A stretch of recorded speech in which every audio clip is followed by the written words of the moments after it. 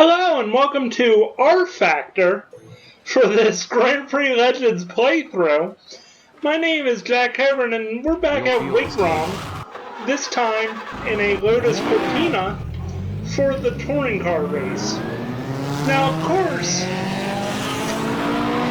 I don't have a complete Tasman Series touring car set for Wigram, so I'm going to use the fantastic GT Legends historic set that you can download off the place of Motorsport Hub. Today we're in a Lotus Cortina, which is something Jim Clark would have definitely been driving in 1965, and it only makes sense if I'm going to be Clark's teammate, I get to drive a Cortina in a touring car race as well. So if you're wondering why I'm running a touring car race at Wigram instead of the next Tasman Series race, there is no Taratanga setup for GPL. There just is no Taratanga. So we will be missing that round. I'll tally up the points using the actual 1965 results and get back to you about that. There is also no Warwick Farm for GPL, which would be the next Tasman Series race in Australia. Again, I will tally up the points. For that race, however, it was held on Valentine's Day in 1965. Instead of running the Tasman Series race at Warwick Farm, we're going to download NASCAR Racing 2003, download the 65 mod, and run the Daytona 500 instead. But I just don't have time to set all this up. I have 20 demos to record this week coming up. So instead, we're going to go to Wigram and run a short little 10-lap touring car race. But at least let me go through the circuit with you like I normally would for Grand Prix Legends.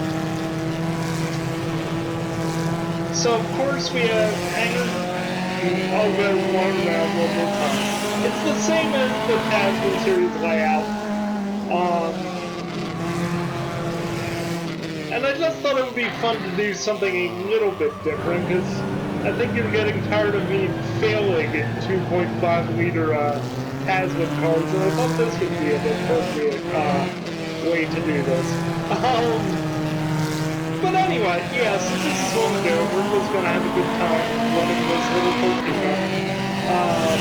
We want to see how many cars. I'm going to put probably about 20 cars on track. I'm definitely going to try to get Alan Moffett's Cortina included in here. There's a couple of different types of things. So this car has like a 1500cc Ford engine 2 by Lotus. Lotus wanted, Ford actually wanted Lotus to build these cars for as homologation specials for Group 2 modified touring car racing as we run a bit wide. And they were very popular small sedans all over the world. Ian Gagan, Leo's brother, won the 64 Australian Touring Car Championship before running the Day's Supercar Championship in one of these cars. Jim Clark, of course, won the 64 British Touring Car Championship in these cars. He will be racing them throughout 1965 as well. Alright. Basically, this car is one of the best small sedans of all time. When people talk about great Ford sedans, they'll bring up Escorts, you know, RS Badge Escorts, Sierra RS 500s, Escort Cosworths, all those. They definitely, if they don't know about the Lotus Cortina, that's a real problem. They were both good, they were both on track and stage. Roger Park was the British Rally Champion in them. And frankly, they are such a smooth car to drive. They're so much fun to drive. The Lotus Cortina's natural position is inside wheel hanging off the deck as we go around corners. And I just thought it would be fun to drive one and show you guys just the joy of driving small sedans. Definitely get RFactor. I think at the moment it is, I'd like to say it's about maybe 35 to 40 bucks. I think it's definitely better than RFactor 2. There's still mods for it.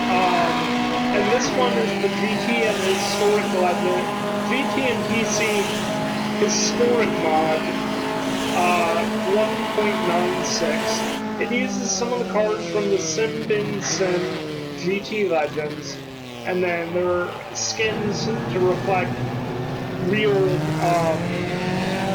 cars from the era too. And I just think it's a great hack to have. Alright, so let me do my usual track run as we come through Club Corner. If you're over at a real hard time getting around there in a Formula 1 car, or an Asmon car actually. Alright, we're coming down to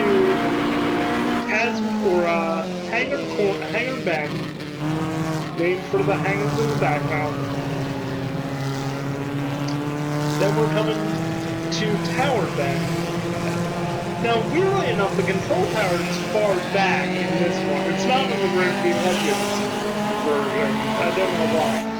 This section of corners, this artificial section of corners, doesn't have any names. So we'll go around here as smoothly as possible. Just perfectly running this car. And these corners. Catching the corner here. Gonna come out. And this corner doesn't have a name. But if you get it right, especially on a Formula car, you can take the next corner, Bombay, not named for the city of India down there in Mumbai, but probably the Bombay of Bomber Aircraft.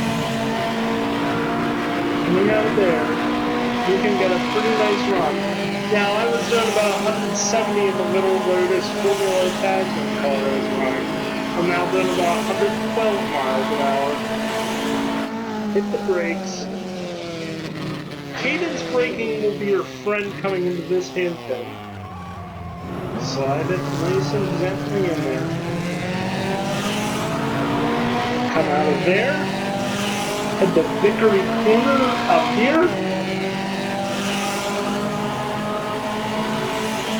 And then through Club Corner, we're going to do a slight lift because momentum will carry us through, and out onto the main street.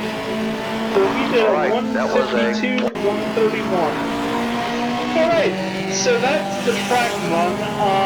Let me head over to practice. I'll get everything set up on our end, and I'll see you over there. Thanks.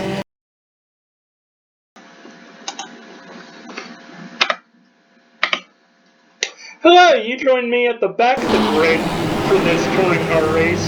That's because I couldn't get the practice to work because I had overfilled the grid with touring cars. That's okay. It's more fun to start from the back of the grid and work your way up. So of course we have a bunch of 60s touring car race, little Cooper S's, good 970 and 1275 versions. The ubiquitous Jaguar Mark II. Some big, heavy metal American cars, including Ford Mustangs and Ford Falcons. And of course, Lotus Cortinas. Alright, we're gonna stick it down the inside here.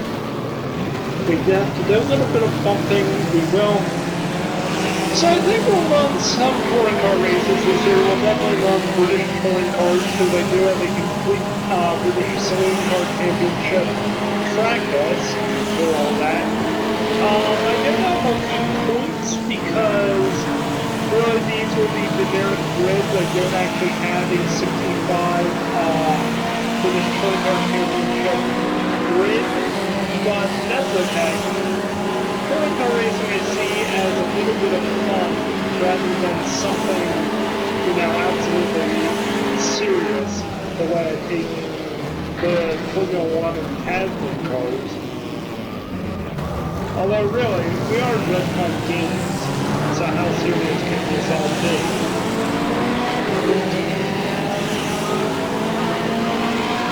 Wigram feels like it's the world's most artificial circuit. Like, compared to this, Silverstone feels absolutely perfect.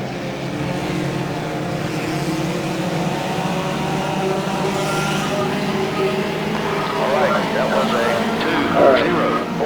204.94. Dive down the inside there.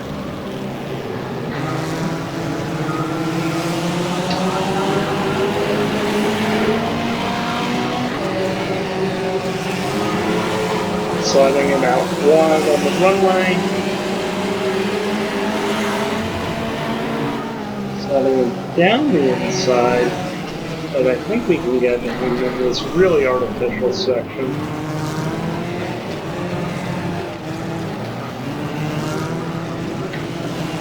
Oof. Oh, that didn't go to plan.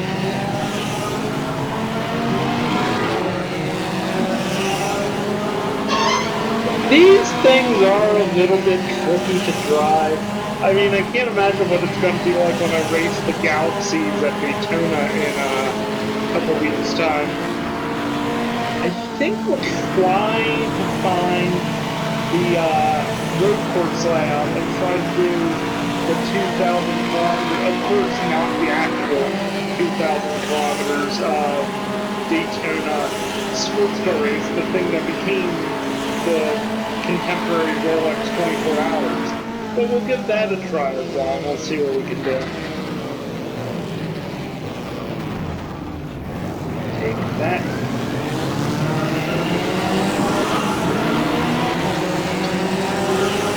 I'm not doing a fantastic job, but then again, that's okay. We're still getting the hang of driving these cars. And I do need to practice because we'll also be running like a 30-minute touring car race at Wigram before on the Trans Am series. And I want to be in tip-top shape when I do that as well.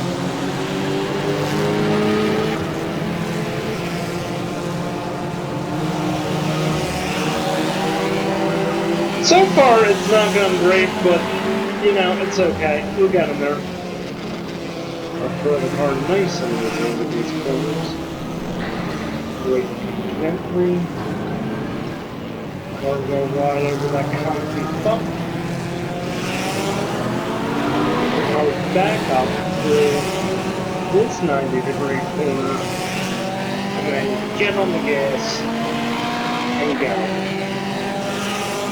If you can learn how to drive one of these cars from within, that's like, just drive from within and just imagine yourself being alone on this circuit, it'll be a whole lot easier. I mean, that's how I won an hour touring car race at Zandvoort when I was in college. I just drove from within. So let's see what we can do here. 2 laps down, 2 laps in, it's not too bad. Brakes, brakes, brakes, brakes, brakes. Brake. Simply. A gaggle of Lotus Cortina. What would I can't even imagine calling it a pack. Because they're not rules. Although, technically, they are. They're probably the BMW M3s of their day. Technically. Alright, that was a 150.96. Alright, so we're not doing too bad. We're up to 15. We have time. Let's call it control. Taking a little bit of a different line through here. It's never a bad thing. Slide you right down the inside there. Alright, we've caught up to the Ford Falcons. So we can't be doing too bad if the Cortinas are passing the Falcons. Now, of course, like I said, these are generic grids. So technically, the car in front of us is a rally car. It's Sweden. He was like a local Swedish touring car champion in the 1960s. Pulset was his nickname. He was really good with the Cortinas, Falcons, and even a Ford Mustang. But that's one of the Falcons that was used in the 64 Monte Carlo Rally, and actually, it probably could have won the Monte Carlo Rally if the class system for those cars for that wasn't so weird, but the minis won, and that's pretty cool too. Spun that Cortina. Oops, sorry. Again, we got into Daytona a couple weeks. We need to learn how to use the truck form a little bit here. Alright, that was a... That's one thing I like about playing 152.26. 60s racing is you can just swap into the weirdest machines. Like, oh, I'm gonna drive a Lotus Cortina today. Tomorrow I might get behind the wheel but have one car. Or, in the same day, do it all. Ooh, bottleneck.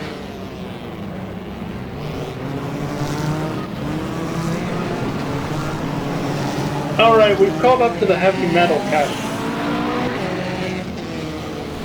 This is going to be 8.5.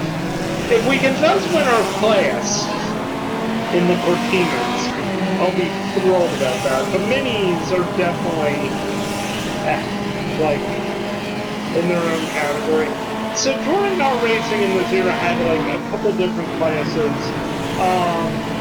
Falcons, Mustangs, and the like were in, like, category Division 3 of Group 2 touring cars.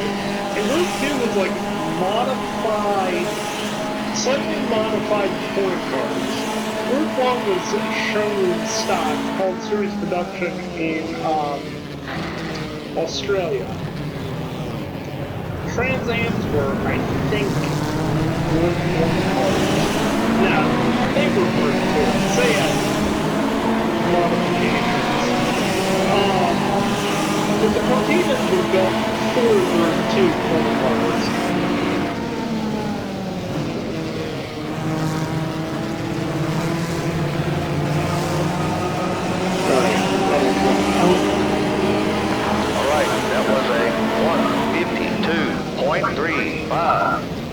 Alright, we're going to decide the county inside here. And which name? Up to 10. Alright, we're running pretty well here. Okay, this last word comes into the tricky artificial section where you can see just how the speed of these cars is really neutralized, allowing the cornering capabilities of mine to really do a good job of getting it stuck in there. Alright, we're up to 8. That's not too bad. Oh, we're gonna get shoved around here a little bit. So I'll let that Falcon go. And then I'll slide it down the inside. But I always tried to, I popped that in. Man, how far up is that for no 8? I don't think I passed him. There's no way.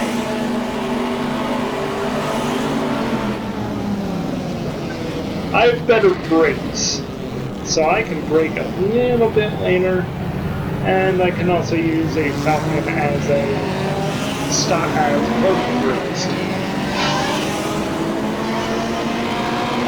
So far, this has been a pretty good touring car race. I'm actually really happy with this.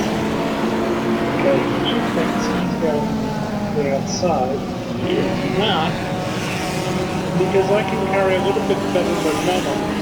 I can really get a number that was of a 152.93. Just shove it down there. And we're up to 80. I'm going to slip it into the corners. Ooh!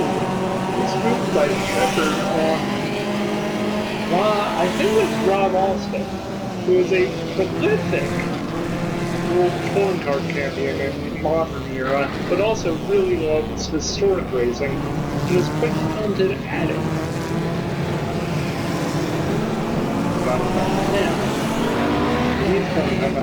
Now the Mustangs are a bit harder to get, around than the Falcons, because they have a little bit better corner range than the Falcons, but they have the same kind of speed as the Falcons too. So they can be a little bit tricky as we get swamped heading into Monday. But I think we're leading the class, which is all that really matters. We're getting a good shape for Sebring too.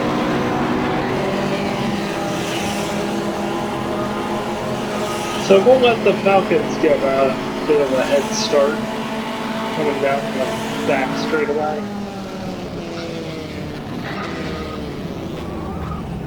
We'll just take one of the headlight covers, one of the taillight covers off of them.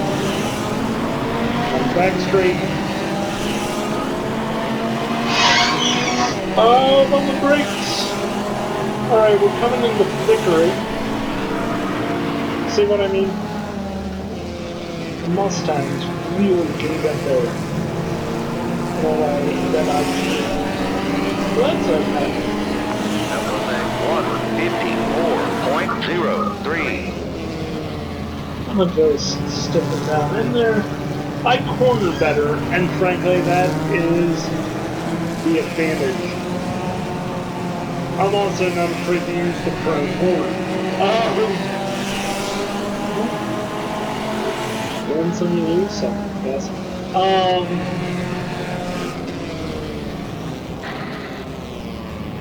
Right.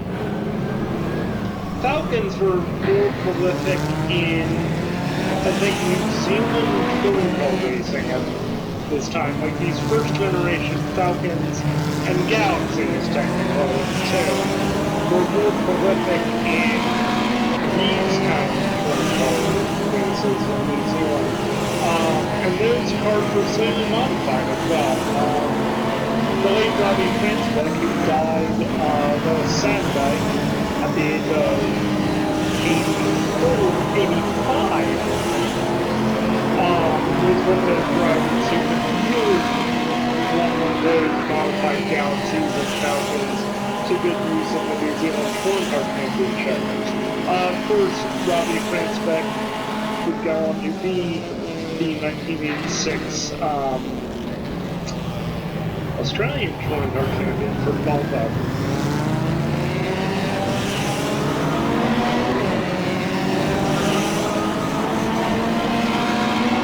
Alright, we're coming up to complete lap 8 of 10.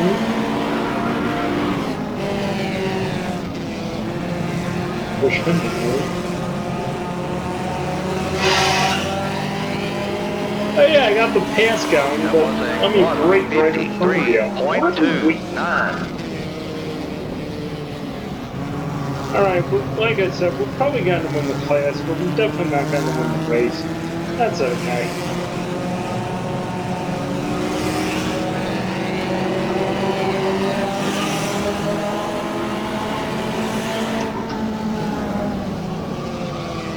Of course, I think I've mechanics gowned myself here.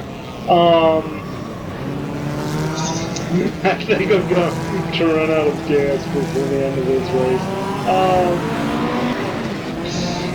That's going to be an interesting one.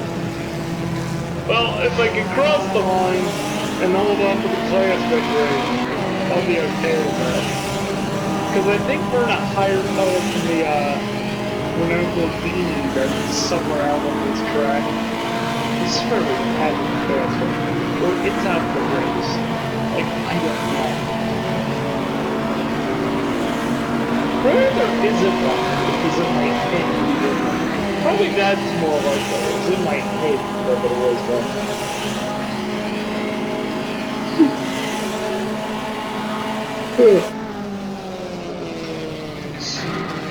But yeah, this is, you know.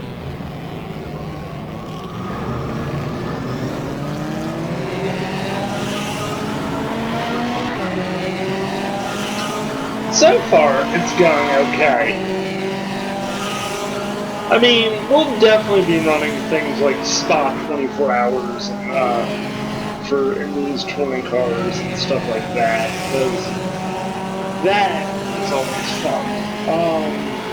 That was a 152.20. I think we'll definitely have to run the 6-hour touring car race at the Nürburgring. Of course, it'll probably be an hour, but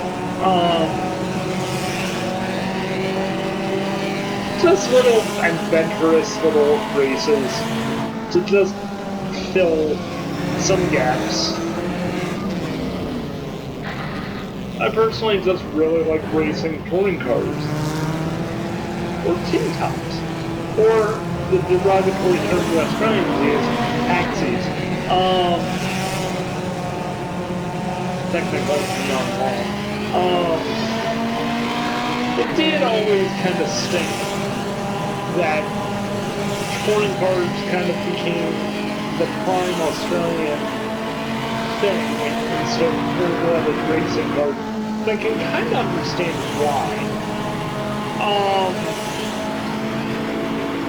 So if you don't know, in the early 1980s, Formula 5000 was alive, just barely alive, in Australia as the Australian National Formula. So Tasman cars fell out in about 1970. The Tasman Series, I think the Gold Star Championship is still a Tasman Series thing. But as we cross the line. But over time it got replaced by a 5000, and then in the early 1980s, Formula 5000 got replaced by what is known as Formula Pacific or Formula Atlantic. It became a world championship called Formula Mondial, and then in the middle of the 1980s, that went away to be replaced by Australian National Formula 2. It was like 1600 cc. And then it moved on to Formula Holden, which was Formula 3000 cars with 4-liter Holden engines in the back. And then gradually that fell away to be replaced in the 2000s after like 15 years to be replaced by International Formula 3. And then the Gold Star just kind of went away for a while. And now it's back with something called, I think, the Hyper Racer? Yeah, the Hyper Racer. Because it's a kind of interesting device. I think it's a really cool kind of thing. It's really affordable to run. So it's nice to see the Australian National Championship getting back to it. But really, the primary thing since about 1984 has been touring car racing, if not a little bit sooner, has been touring car racing as is Australia's top motorsport championship. Kind of like NASCAR is here in the States. Well, anyway, thank you so much for watching as I totally destroy the front of my car and get taken out by my Cortina colleagues. Thank you so much for watching. This has been Sunday Driver here on the Alsatian Productions YouTube channel. My name, as always, is Jack Cobourn. Please do like and subscribe. Tell me what you think of touring car racing on this channel, because I will definitely be doing more of it. And we'll see you next time. Probably either on a Tasman car or perhaps even a sports car. But anyway, thank you once again so much for watching. As we can't park in our pit stall, we'll just park over here and call it a day. Have a good one. Have a great weekend, and we'll see you next week. Bye-bye. This has been a presentation of Alsatian Productions. Vroom!